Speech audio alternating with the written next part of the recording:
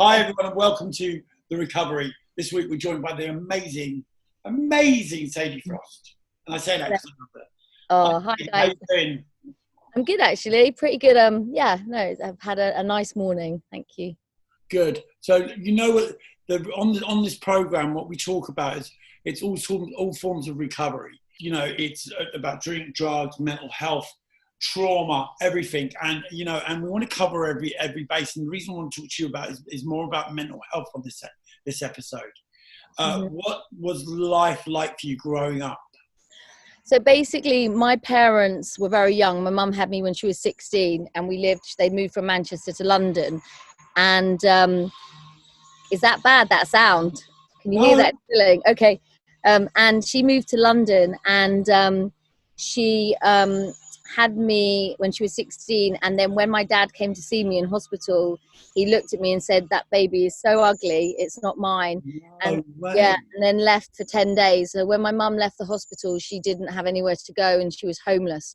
So my first memories of, and I guess for the first 10 days, they say experiences that happen when you're really little Yeah. affect you. So my mum was homeless, my dad went missing.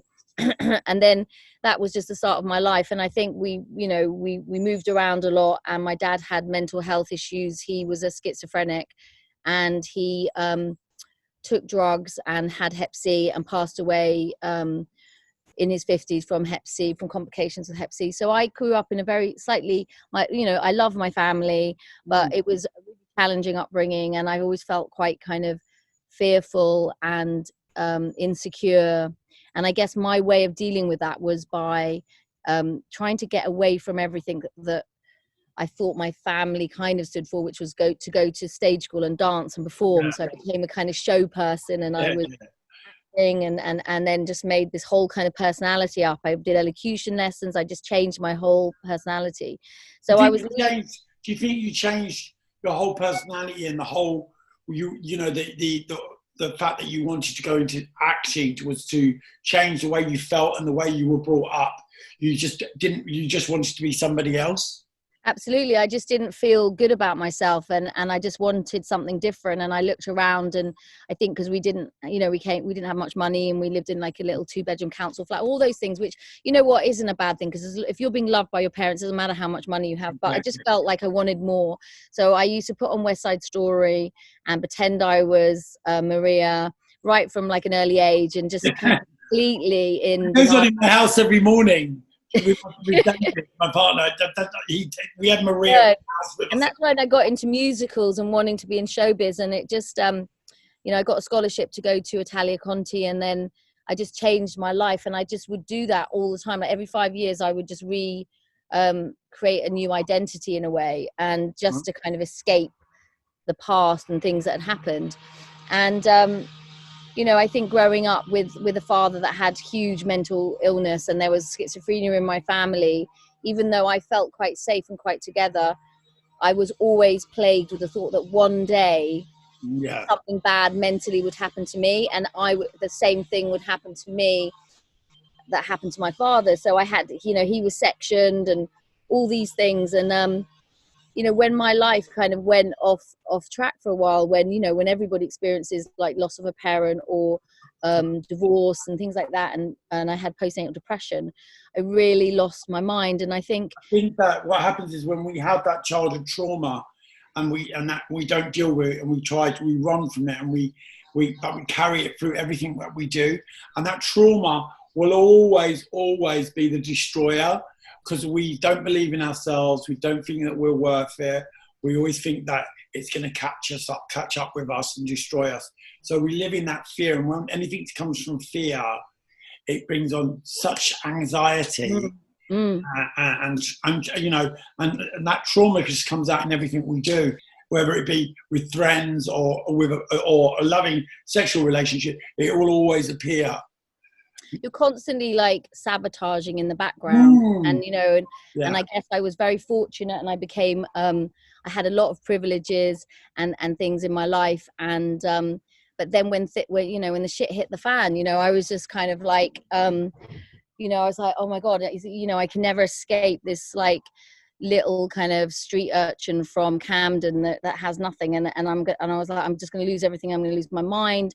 And I think, I had a really strong, I always have believed in a higher power, and I had a really strong higher power as a kid. And then my kind of explanation of mental health problems is when you lose higher power.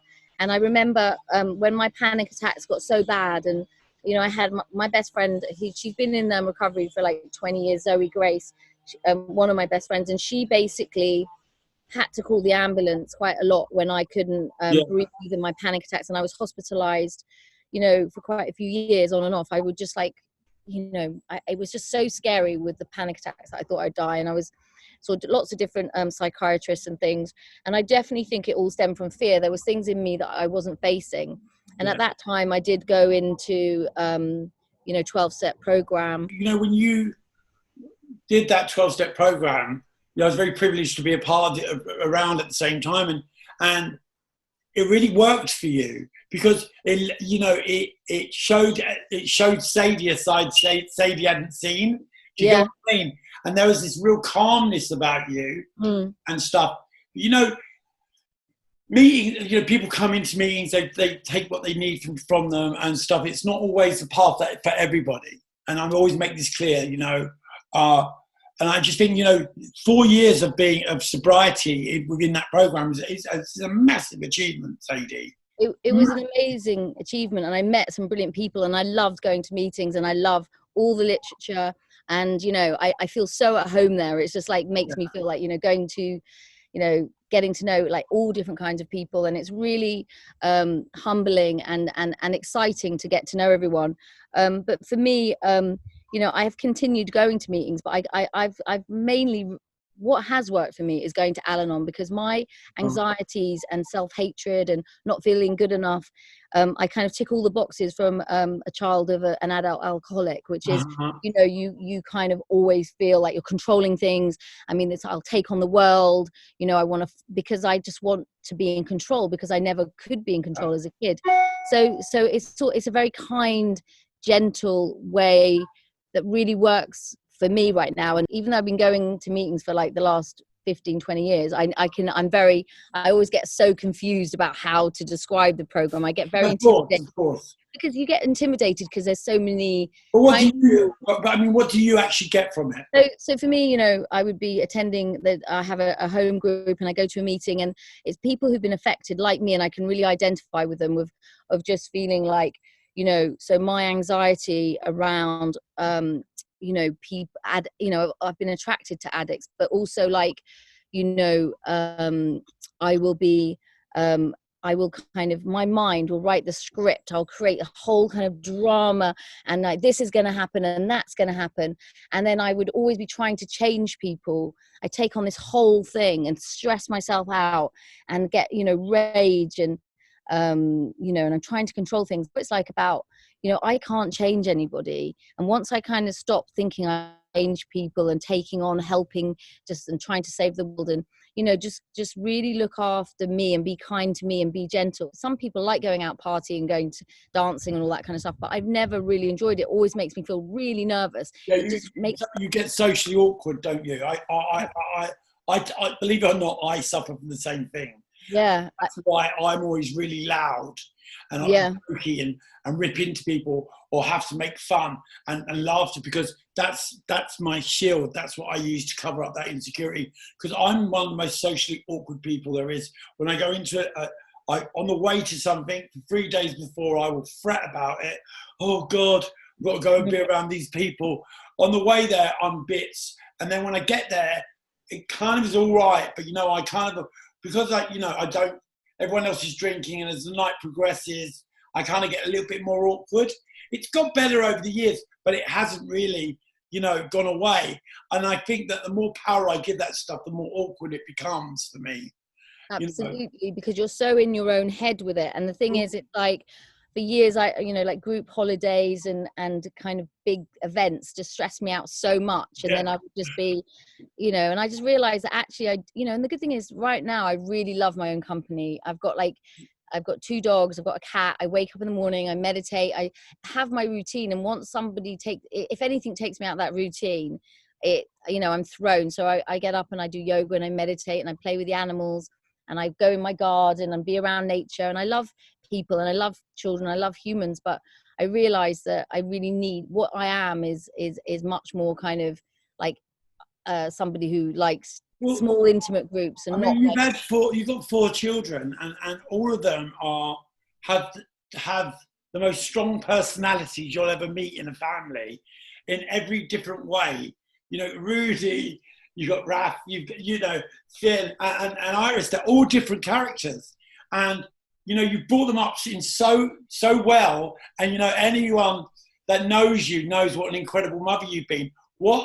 Now they're at that age that they're no longer needing their mum, apart from Rudy, obviously. How did that affect you in the sense of where you're at? Yeah, I think I became incredibly lost. There's been a huge sense of grief, but I kind of was preempting it the last few years. And I'm going to have to, they're all leaving home. We don't have family meals so much.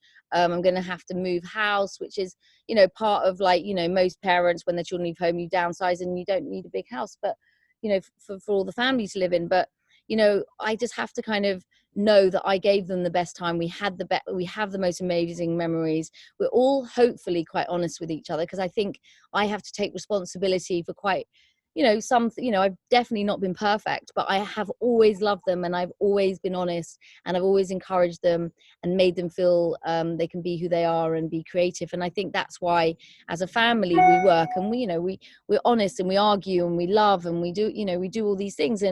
But it's been a huge amount of grief and loneliness, and there's been many kind of Shirley Valentine moments. Yeah. Because even though I say I like being on my own, it's that fine line of, yes, I like being on my own in my own space, but suddenly you suddenly realize, well, actually I've been isolating because I haven't where do I fit into society right now? Like some people who are in their 50s are like settled down and with a partner, and they're living together. I don't live with my partner, so I spend a lot more time on my own at home. And I'm like, you're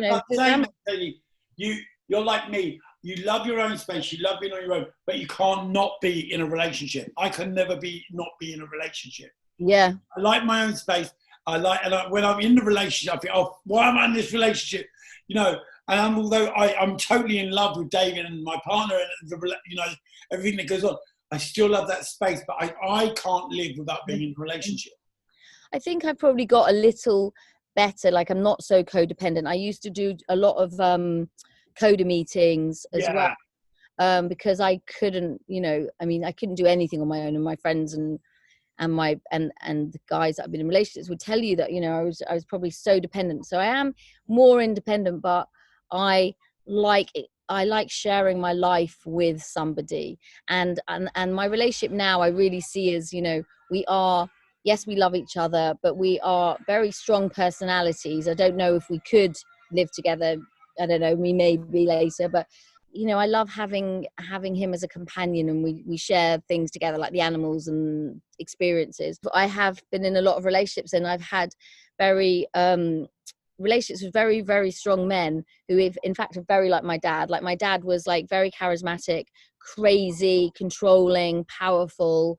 And there was definitely, I see traits of my father in all the men I've been with. And I think it's very textbook and cliche, but I have been trying to resolve this relationship with my father, which, when he passed away and he was waiting for his liver transplant, and I didn't believe he was dying, because he always told me that he was going to die or this or that to try and get my attention. And he was in hospital, and I went to see him, and I was in so much pain. I was so angry with him that I couldn't even kind of, when he was dying, go and hug him. And it was so awful that when he did pass away, I felt so angry with myself that I hadn't been more compassionate and more understanding. And I wished so much that I knew about Al-Anon then, and I'd been in the program then, because I blamed him so much for everything. But he was just, just an addict, you know. Exactly. You know, for me, I had kind of similar situation with my father. You know, my dad was a real man, you know, and I used to think he hated the fact that I was gay. He didn't hate the fact I was gay whatsoever.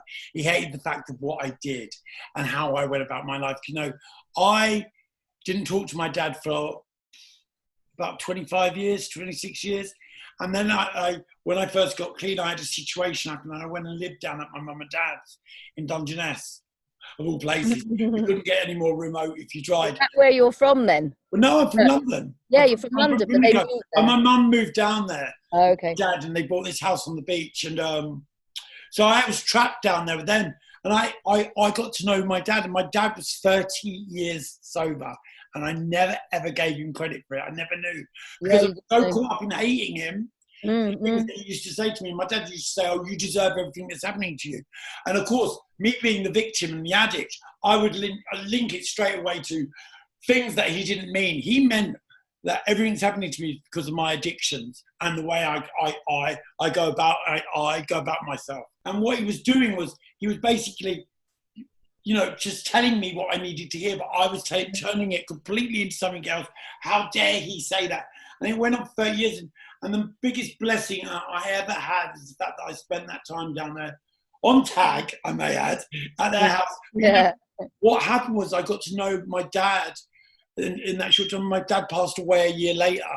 And if that situation had never happened, I would never have got that chance to actually really realise that my dad was that special person. He wasn't the problem. I was always the problem. Yeah, exactly. And it's nice to be able to have that chance and to make the amends with people. And I think what I did when he passed away, and I suddenly kind of took on a bit of the kind of craziness that it was like when I went to see a healer. They said his entity had entered me, and I was like definitely at my worst after he passed away. And you know, I was seeing a therapist, and I did so much work on writing him letters of all the things I wish I'd said, and you know, and looking at my role in it. But you know, I was a little girl when all this stuff happened, so you know, I mean, it was major stuff. You know, the problem is when I have like 10 brothers and sisters, and you know, everybody's got their own stuff, and you've got 3 different mums and 3 different dads or different relationships. And, you know, if one person is not mentally well, that affects everyone. And there was literally quite a few, you know, mental health problems and schizophrenia and, you know, and I had postnatal depression. And, you know, so I had to work really hard. And you know what, you don't believe anybody when they say all this stuff like love yourself and do this and do that. You're like, oh, you know, that's a load of bollocks. But, you know, I had to, you know, if I wanted to get happy, I had to find peace within myself, find my higher power. And when that does go, it's definitely to do with when I felt like that has gone, that's when I'm anxious and I have the panic attacks. And in the last 5-6 years, I haven't really, you know, there's been moments where I'm like, oh my God, am I having one? Am I gonna, it's like a kind of out of body experience. It's like, if you haven't ever had one, it's just, you know, people always kind of used to say to me as well with postnatal depression, like, you know, what's wrong with you? You have everything. You've got a beautiful husband, you've got beautiful kids, you've got a lovely home. And I'm like, it doesn't matter. It's not external. It's everything that's happening in me does not feel normal, and the mechanics are not right.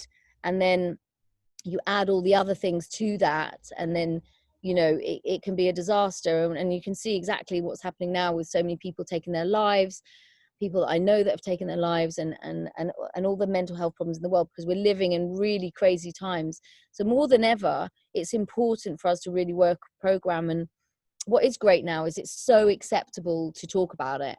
And this t-shirt, someone sent me this, it's to do with young minds. It's okay to feel shit. And I've got the same t-shirt. Yeah. And so it's great that we can talk about it and we can all express ourselves, and I can call up people like you and you know, and not be having to lie about how I feel. Yeah, you know what, we go through life. If someone asks us how we are, we go through life saying, yeah, I'm great, I'm good, yeah, I'm okay. And you know what, we're not okay. And it really is important to, I'm not on about people in the street that say good morning to you. No, I'm having a really bad day. But what I'm saying is, you know, just, we all have those people within our own circles that we can ring and we can say, have you got 5 minutes? Without that shame. Because, you know, the shame comes in not opening your mouth, because that will become so big, and that's when the destruction comes. You know, That's why people take their own lives, because they don't have that voice. And you're very lucky. I mean, you know, I've known you for years, and the one thing that I can really say about you, Sadie, is that you're one of the most caring, loving people I've ever met. Mm. You had this side to you that is just so motherly, and so caring. You know, I know what you do. You know, there was this guy, like, I'm going to talk about it. You probably don't want to, but I'm going to anyway. There was this homeless guy in Camden that you were helping for years, and you know, and you got him into rehab. You got me involved. You got loads of other people to get him the help that he needed. But his journey wasn't that journey. He wanted it, but didn't want it, and there was so much other trauma, bless his heart, that went with it, and you know, it didn't work out, and you know, he passed away. And I know how much that affected you, but you know, that's just one of the things that you do, Sadie. Mm-hmm. You're For a me, caretaker. you know, I don't understand. I mean, I love. I mean, it isn't through ego or No, like or any of those things. It's just like in me, I just want. And you know, some people are like, you're crazy. Why are you taking that on? Or what? And I'm like, you know what?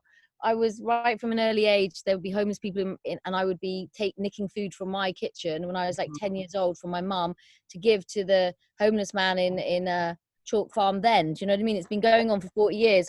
And my mum's like, you know, she's seen it for a long time, and you know, kept bringing home, you know, animals, injured animals, you know, whatever. I love being a mum. You know, like now the kids have left home, I'm like, you know, it's devastating that you don't. Well, I've got one still here, but devastated not to have that nurturing thing. So, you know, luckily I've got the dogs and the cat, but you know, I just love, I you know, if I concentrated and just thought about myself all the time, life would be so miserable.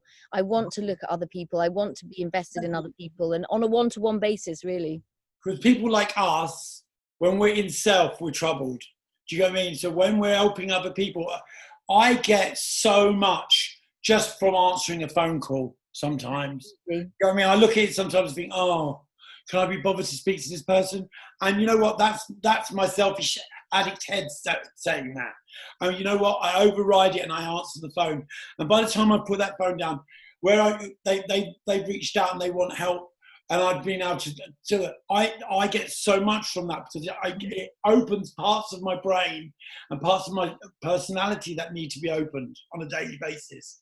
Absolutely, because otherwise we're just kind of obsessing about ourselves, and then, you know, like those so some mornings you can wake up and you just wake up and you've got that icky feeling, and it's just like what you know, this residue of, like, you know, toxicity or bad energy, and it's like you have to constantly clear it out. And it's like, you know, by meditating and doing yoga and like doing some kind of, for me, prayers like the serenity prayer, you know, if I'm in any kind of bad place or fear, I do that like 30-40 times a day. In the night I wake up and probably say it twice. When I say the serenity prayer, for me it is just, I don't know, it's become something that is such an internal fixer that it seems to just like join my head and my, you know, like my head and my, it's connection.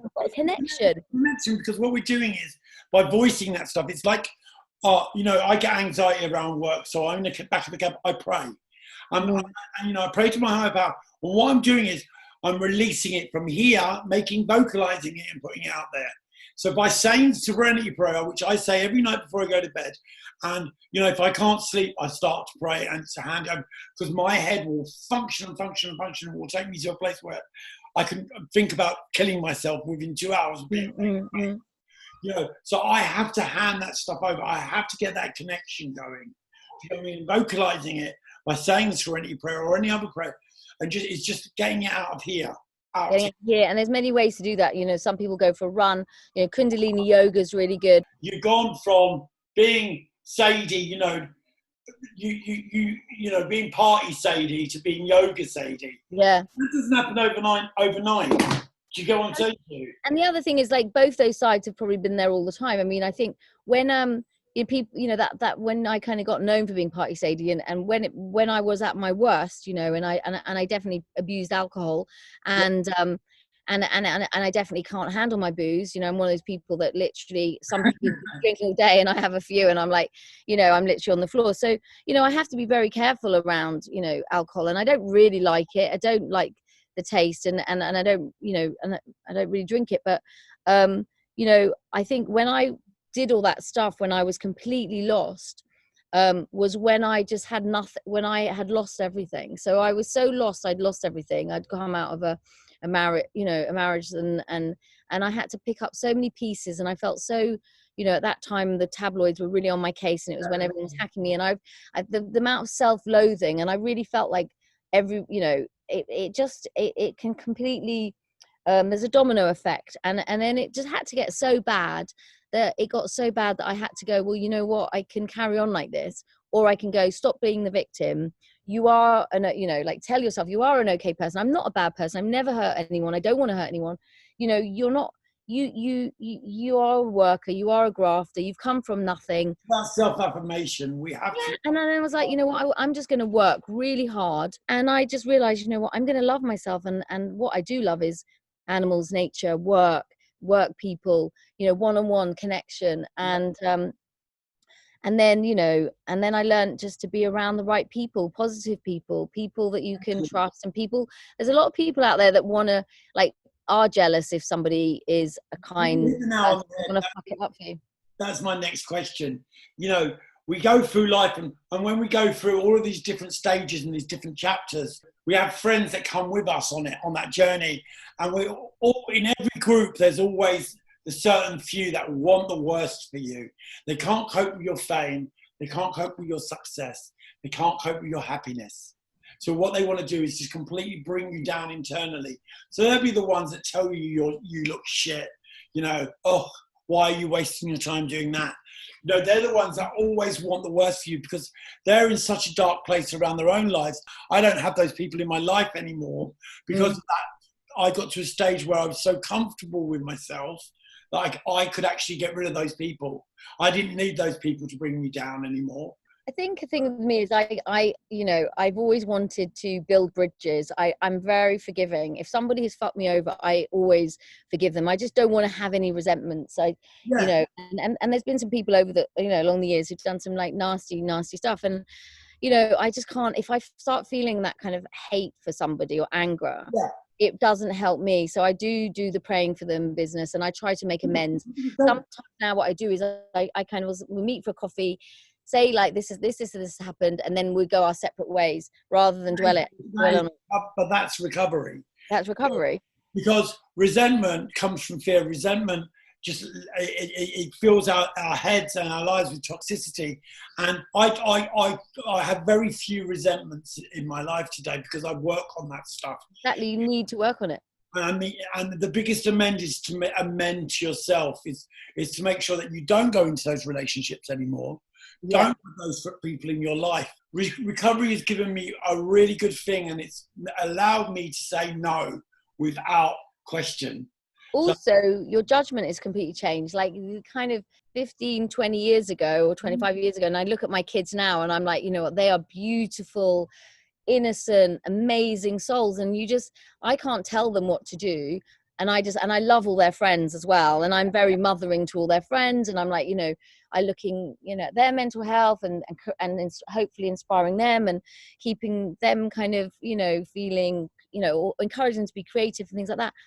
And you kind of think like, oh my God, like if I look at Iris and Raph and I think, oh my God, like at their age, it was a different time, and so much major, horrible, toxic shit was happening. I know they have social media now, but with the tabloids, they're allowed to get away with a lot of stuff and write really things that weren't true. And I think, and I look at them, I think, oh my God, I would just hate that my kids to actually experience any of that. But they are very, they are strong, and they kind of know that all of that stuff and most of it isn't true. They're very level-headed and they have their feet on the ground. But you kind of think, like, I was probably made so many mistakes early on, and I know it was a journey, but I just kind of trusted everybody and let too many people into my life. Whereas now you just get like, it's just like literally, somebody comes along and you're like, there's no way I want them anywhere in my little thing. I have this bubble, it's protected, it's safe. I've got positive people here, people I love. And I would never let anyone in. But those days I'd be like, yeah, come on, hang out, let's all. And then, those people that you had that first gut feeling about end up screwing you over, You know what, Sadie, the thing about you is the fact that you've come through so many different chapters, and those chapters don't end. You take it to another chapter, and now you're producing, you're doing more things that you love to do, and you're really creative. And most people would have gone through what you've gone through in your life, would have stopped at some point and thought, oh, I can't do this anymore. But you don't have that. You have this drive that so many people don't have, and that really comes from recovery. You know, there's a certain part of you that just wants to keep bettering yourself and keep learning, and I really admire that in you. I really do. Oh, thank you. I think the thing is, like, you know, we're all told that we have to behave this way. We can only do this. We can only do that. And I think the thing is, like, it's really good to, it isn't about the end result. It's about getting, you know, experiencing, learning things. You know, recently I've got the opportunity to direct, you know, I'm directing a documentary, and I started taking photographs because in lockdown, someone said, do you want to do a shoot for Wonderland? And I've never really held a camera before since college.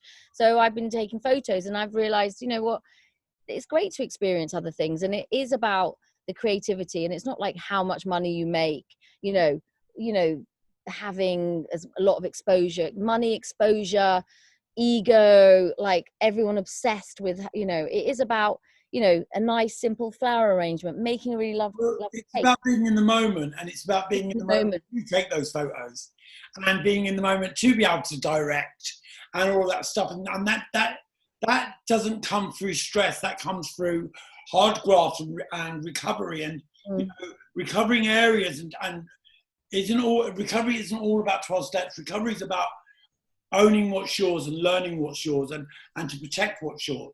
Do you go what I'm saying? And trying to be positive and being centered and grounded. So, you know, like if I get up and, you know, this week I've been editing the film and directing, and then in another thing. And, you know, the only way I can do all these things is by getting up at 6 a.m. and spending 3 hours prepping for the day, doing my meditation, doing my yoga, doing my exercise, doing, you know, like, I just bought this because I think it's so lovely. And someone made me this. It's like a little God box. All right. So I, like, if I'm having a problem, like say it's a contentious thing at work or friends, you know, I write down my little thing and I put it in there and I let it go. So I'm not carrying it around with it. That's so cool. In a little box, and that's very Al-Anon. And I write, you know, something that's been really like, and then the next day you take it out and you look at it and you're like, oh my God, I was so like heated over that. And so now I'm just learning to kind of give it up. And, you know, recovery taught me that, and Al-Anon's taught me that, and my sponsor has, rather than kind of being so angry about something or taking on like that person did this, and, you know, or paranoia, or all the, you know, the deep, you know, the kind of personality things. And when we hold on to stuff, it becomes toxic. And by writing it down, you're releasing it. It's like prayer. It's the same thing. It's that same process. And what we find is, like, when we are doing any form of step work or working on ourselves, the power of the brain to the end of the pen is where it's at. That thought process of writing. So if you're typing something on a computer, you can do that while watching television and having a conversation. There's no thought process. But when you start to write something on a bit of paper with a pen, you have to sit and you think about what you're writing. And that's where the thought process comes in, and release. So you doing that and putting it in that God box is amazing. Yeah. You're writing it down, you're releasing it, and you're putting it away. I love that. Yeah, no, it really, really works. And, you know, and I've just learned things that work for me. And, you know, I just feel, you know, incredibly blessed and lucky, and the things that I appreciate in life. And I've made that, you know, you know, brought that to myself, in the sense that, you know, by trying to appreciate life and have gratitude and surround myself with loving people. And, you know, but that doesn't happen unless you kind of make it happen, and it has to be something that you do daily. And, you know what, I can go into depression, I can go into negativity, and then I'll pick up my whatever literature I'm reading or call somebody. But, you know, my life has so improved, you know, to 15 years ago. And I must, you know, and I'm like, you know, I feel like I'm on a journey, and I'm like looking forward to being older, and, you know, and doing less, and being a grandma. And I don't think you doing less is ever going to happen, Sadie. I really don't. I know you, and I don't think that is going to happen. I don't think that there's going to be a time when Sadie does less. I think that you will always continue to do, want more, and do things that you've not done before. And that's recovery. You know, it's that we keep learning. Yeah. You know, you take on other things. It might be like, oh, you know, I want to just be doing my garden for the next 5 years, or, you know, I don't have to, you know, like we're all told that success is this, but, you know, so success isn't that, you know. I like most of the things that we're told, you know, makes, you know, what is successful, or we all have to be busy. You know, this whole thing about like the last few months is like, you know, you'd say to your friends, how are you? I'm busy, and everyone's busy, and I'm doing this and I'm doing that. I'm like, that, you know, this isn't the quality of life. That's using on busy. Yeah. And I don't like, you know, I don't like that. I'm like, well, you know what, we're all like, we're not all in competition. It's just, can we all just slow down and just like, you know, and I guess we all have, and you know, we've all realized who we love and who our friends are, and what makes us happy. And you know what, the last few months has had some positive stuff. It's been healing. You know, there's been a lot of loss. You know, I have lost, you know, 4 or 5 people that I know have passed away. You know, Tom passed away, and also people have taken their lives due to mental health that I know, because they haven't been able to isolate. They've just felt so, you know, they just couldn't do it. And you know, it's been traumatic for everybody, but there's also, for some, you know, there's been other areas where we've had to reassess. And I just hope that the human race can progress, you know, and we can take, you know, try and help each other and all work together.